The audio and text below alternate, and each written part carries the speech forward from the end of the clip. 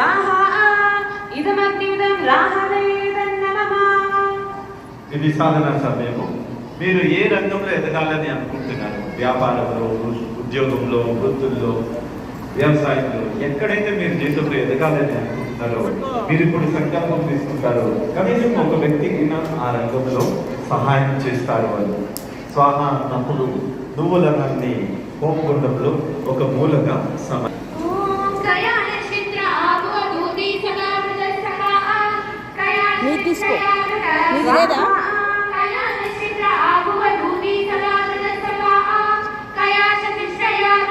స్వాహా